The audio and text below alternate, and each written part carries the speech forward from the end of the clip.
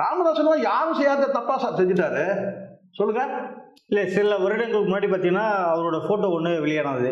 அவர் காலு கீழே ஒரு சாராய பாட்டில் இருப்பதாக இருந்தது. இப்போ வந்து சுசிலா அவரோட ஒரு ஃபோட்டோ ஒன்று வெளியாகி, இதெல்லாம் இப்படி வெளியாகும் போது ஒரு தலைவருக்கான மாண்பு சீர்குலையாதா? அது கரெக்ட் சார். நீங்கள் தான் மாண்பு பார்த்து நீங்கள் வந்து தலைவர் எப்படி நீங்கள் எதிர்பார்க்கலாம்? மாண்புலாம் கிடையாது. மாண்பு மிகுன்றதெல்லாம் இப்போ அந்த பேர்லாம் நீங்கள் தான் மறக்காம ஞாபகம் இல்லை. ஒரு தலைவருக்கான ஒரு முதல்ல போட்டோ விஷயத்தில் கிளியர் பண்ணிடுறேன். இந்த போட்டோக்களை தயவு செஞ்சு நம்பாதீங்க. ஏன்னா இன்னைக்கு டிஜிட்டல் போட்டோ வரும்போது அந்த கட்சியாளர் போட்டோ வந்து தைலம்னே சொல்லிட்டாங்க. நான் கேட்கறது வந்து பார்த்தீங்கன்னா இப்போ இதே இடத்துல வந்து அவங்க முதல் மனைவியோட சேர்ந்து இருக்கிற அந்த போட்டோவில் கூட வந்து பார்த்தீங்கன்னா அவங்கள வந்து ஃபேப்ரிகேட் பண்ணி கொண்டு வந்து அவங்க முகத்தை வைக்க முடியும் சார். முடியுமா முடியாதா? ராமதாஸுடைய முதல் மனைவியோட வந்து ராமதாஸ் எந்த இடத்துல சுசிலா ஒருத்தவங்க ஒரு கட்டுக்கதை கற்பனை சொல்லிட்டு எங்கேயுமே மறுப்பு தெரிவிக்கல சார். மறுக்கவும் இல்லை, அது உண்மைன்னு ஒத்துக்கவும் இல்லை. நீங்க மறுக்கணும், மறுக்கலன்னு நீங்க சொல்லும் போது அவர் உண்மையை ஒத்துக்கிட்டாரா? சொல்லுங்க, உண்மையை ஒத்துக்கிட்டாரா? மௌனம் இங்க சமூக அறிகுறி தான். அப்படிலாம் இது வந்து அந்த காலத்துல எவனோ சொல்லிட்டு போயிட்டான், முதல் கட்டினா வந்து அவர் மௌனமா இருந்தாரு, அப்போ ஆமாம் சம்மதம் அறிகுறி. அதெல்லாம் சும்மா சார். அதெல்லாம் வந்து அதெல்லாம் பழைய டைலாக், அதெல்லாம் ஓல்டு.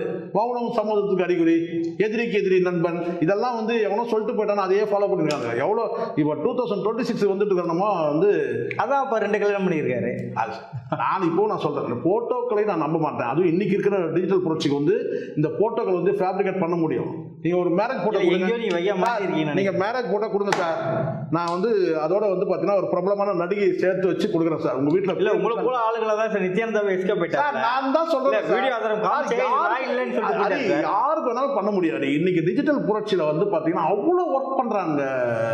சாதாரண நீங்க நினைச்சிடாதீங்க. இன்னைக்கு வந்து மீடியா புரட்சி நடக்குது சார். நான் புரட்சின்ற வார்த்தை பயன்படுத்துறேன். மிகப்பெரிய அளவில் வந்து இன்னைக்கு வந்து டெக்னாலஜி இம்ப்ரூவ் ஆயிருக்கு.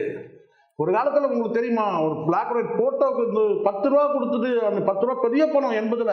இது சாதாரண நினைச்சிடாதீங்க, 10 ரூபா பெரிய பணம் 80ல். ஸ்கூல்ல வந்து அந்த போட்டோ வந்துதான் அது எப்படி நம்ம வந்து சொல்ல தெரியுங்களா? முதலமைச்சர் பிரதமருக்கு ஒரு கடிதம் எழுதும். யாருக்கு? இந்திரா காந்திக்கு கடிதம் எழுதும்.